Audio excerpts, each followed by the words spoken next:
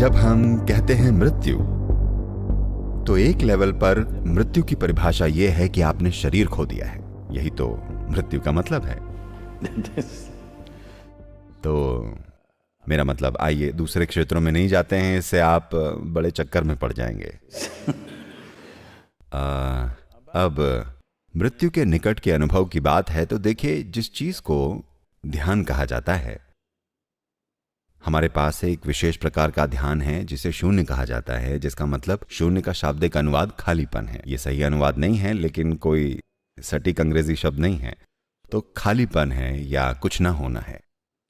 So if you settle down into Shunya meditation, it's not near death, it's actually death. तो अगर आप शून्य ध्यान में बैठकर जम जाएं, तो ये मृत्यु के निकट नहीं है, असल में मृत्यु ही है, लेकिन सचेतन मृत्यु है। आप देखिए, अगर आपके पास, मान लीजिए कि आप साइकिल चला रहे हैं, आप एक नए साइकिल सवार हैं जिसके पास थोड़ा ही संतुलन है, तो आप इस तरह से जाएंगे। कोई दूसरा बच्चा है जो सवारी कर रहा है, वो अपने हाथों को खाली छोड़कर सीटी बजाएगा और यहां देखेगा वहां देखेगा, सवारी करेगा और तरह की चीजें करेगा, हैंडल पर खड़ा होगा और घूमेगा, कूदेगा, सब करेगा।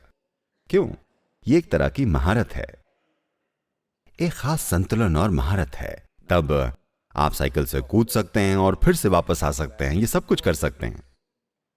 इसी तरह अपने शरीर के साथ भी अगर आपके पास एक खास मात्रा में कुशलता है, तो आप आसानी से कूद सकते हैं और वापस आ सकते हैं।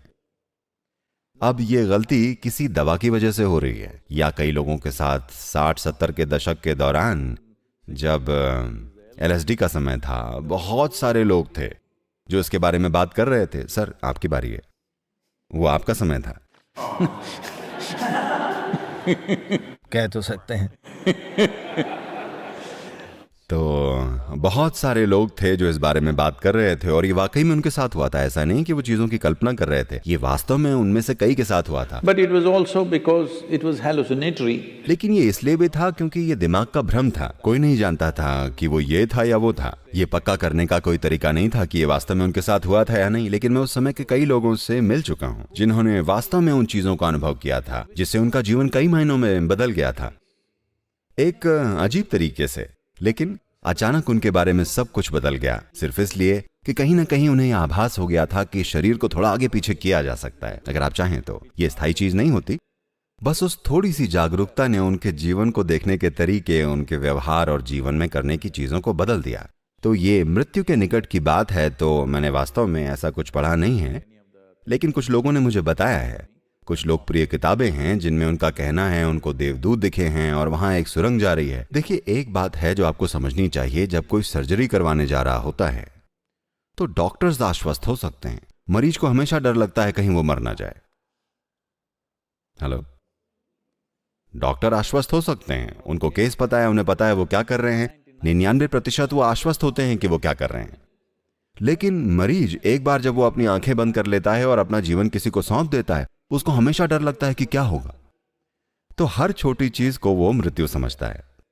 ऐसा लोगों के साथ होता है। अगर आप किसी के सिर पर बंदूक रख दें और बस चला दें और निशाना चूक जाएं या बंदूक खाली हो, तो वो लगभग मर जाते हैं। मृत्यु का करीब का अनुभव होता है। वो कुछ समय के लिए गुम हो जाते हैं और फिर वो वापस आ जाते हैं। असल में वो सोचते हैं कि वो चले गए थे और वापस आ गए, और उन्होंने सीन को ऊपर से भी देख लिया था, क्योंकि ऐसा हॉलीवुड की वजह से होता है। So human mind is capable of creating. तो मानव मन अनुभवों के अनेक आयामों को बनाने में सक्षम है। इसको मृत्यु के रूप में नहीं समझ लिया जाना चाहिए, ये जीवन है। सबसे पहली बात, खैर, मैं मृत्यु पर एक किताब लेकर आ रहा हूं, अंदर की बात। मैं इसको 6.5 साल से लिख रहा हूं, ये अभी तक पूरा नहीं हुआ है। उम्मीद है अगले साल या उसके बाद में इसे लेकर आऊंगा। मैं ऐसा इसलिए कह रहा हूं क्योंकि वास्तव में मृत्यु जैसी कोई चीज नहीं है। ये केवल जीवन, जीवन और जीवन है। इसका एक आयाम से दूसरे आयाम में, दूसरे आयाम से अगले आयाम में जाना है। तो अगर मैं एक आयाम को खो दूं तो ऐसा लगता है कि वो मर गया है। अभी ये एक मेडिकल फैक्ट है कि उनका कहना है कि लगभग 15 दिन में आप अपने मौजूदा शरीर का 7 किलो वजन खो देते हैं और कुछ नया उसकी जगह ले चुका होता है। हर 15 दिन में आपका वजन चाहे जो भी हो, आपको बस ये हिसाब लगाना है कि आप कितने पखवाड़े में पूरी तरह से जा चुके हैं। आपके शरीर में जो कुछ भी है वो लगातार खो रहा है और कुछ नया आ रहा है, लेकिन आप उसे मृत्यु के रूप में अनुभव नहीं करते। हर भोजन में, हर रोज आप जो अपना पेट खाली करते हैं, आपके लिए ये मृत्यु के करीब का अनुभव होना चाहिए, लेकिन ऐसा नहीं होता। But this happens to you because there is some disengagement in your experience. लेकिन ये आपके साथ होता है क्योंकि आपके अनुभव में कुछ अलगाव हो रहा है, विशेष करके एनेस्थेटिक प्रभाव के कारण। ऐसे अपनी विभिन्न क्षमताओं से अलग होना, जिनके आप आमतौर पर आदी होते हैं। अचानक आपको ऐसा लगता है कि आप मर चुके हैं, कोई नहीं मरा है। ये पूरी तरह से ये गलत समझ है। हाँ, आपके जीवन का हर पल, अगर आप इच्छुक हैं, यदि आप स्थितियों और अपने जीवन के विचारों और भावनाओं में नहीं उलझे हैं, तो बहुत सी चीजें हैं जो आप यहीं अनुभव कर सकते हैं।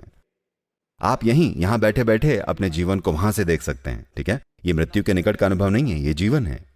लेकिन क्योंकि जैसा कि मैंने कहा, दुर्भाग्य से बहुत सारे लोगों के लिए क्षमताओं की कमी होना अच्छी तरह से काम करता है। ये अच्छी बात नहीं है। ऐसा हुआ, एक आदमी अपने एक घनिष्ठ मित्र से 25 साल के अंतराल के बाद मिला, जिसे वो अच्छे तरीके से जानता था जब वो यूनिवर्सिटी में साथ में थे। तो उसने उसे रात के खाने के लिए घर पर आमंत्रित किया, और एक भारतीय परिवार होने के नाते पत्नी सेवा कर रही थी और ये दो आदमी खाना खा रहे थे।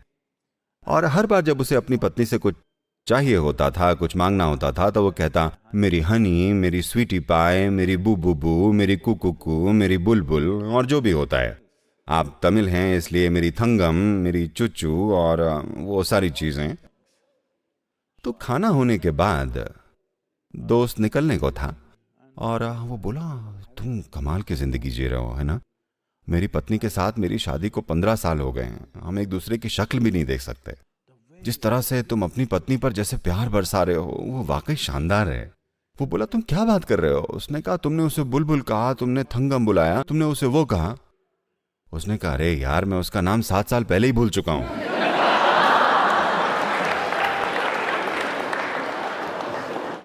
क्षमताओं का नुकसान दुर्भाग्य से बहुत सारे लोगों के लिए बहुत अच्छा काम करता है, क्योंकि वो अपनी क्षमताओं से पीड़ित हो रहे हैं।